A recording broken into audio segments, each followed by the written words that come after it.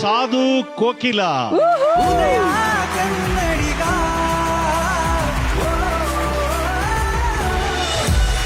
ಸಾಧು ಕೋಕಿಲ ನಿರ್ಮಾಪಕರು ಹಾಸ್ಯ ನಟರಾಗಿದ್ದು ಉಂಟು.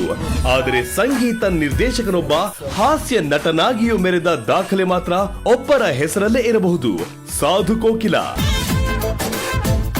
ಸಂಗೀತ, ನಟನೆ ಜೊತೆ ನಿರ್ದೇಶನದ ತ್ರಿಬಲ್ ಆಕ್ಟಿಂಗ್ ಚತುರ. ಉಶ್ ಸಿನಿಮಾದಿಂದ ಸದ್ದು ಮಾಡುತ್ತಾ ಕನ್ನಡ ತೆರೆಗೆ ಕಾಲಿಟ್ಟವರು ಸಾಧು ಕೋಕಿಲ.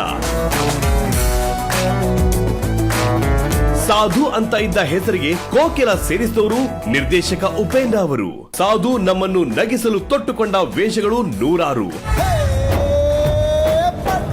ಕಾಮಿಡಿ ದೃಶ್ಯಗಳಲ್ಲಿ ಅವರ ಡೈಲಾಗ್ ಶೈಲಿ, ಕಂಠ ಬದಲಿಸೋ ರೀತಿ, ಬಾಡಿ ಲ್ಯಾಂಗ್ವೇಜ್ಗಳು ಸುಲಭವಾಗಿ ಅನುಕರಿಸಲು ಸಾಧ್ಯವಾಗದಂಥವು.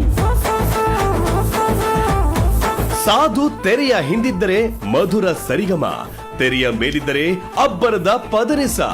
ಬಣ್ಣ ಹಚ್ಚದೆ ಇದ್ದಾಗಲೂ ಮುಖದ ಮೇಲೆ ಸದಾ ಇರುವ ದೊಡ್ಡ ನಗು. ಬಹುಮುಖ ಪ್ರತಿಭೆ ಇದ್ದರೂ ಅವರದು ಸೀದಾ ಸಾಧು ವ್ಯಕ್ತಿತ್ವ. ಗೆಳೆಯರ ಪಾಲಿಗೆ ಅವರು ಸಾಧು ಮಹಾರಾಜ್.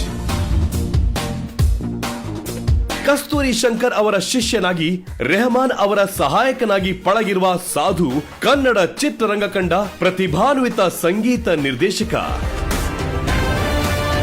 ಅವರಷ್ಟು ವೇಗವಾಗಿ ಕೀಬೋರ್ಡ್ ನುಡಿಸುವವರು ದೇಶದಲ್ಲೇ ಇಲ್ಲ ಅನ್ನುವುದು ನಮಗೆಲ್ಲ ಹೆಮ್ಮೆ.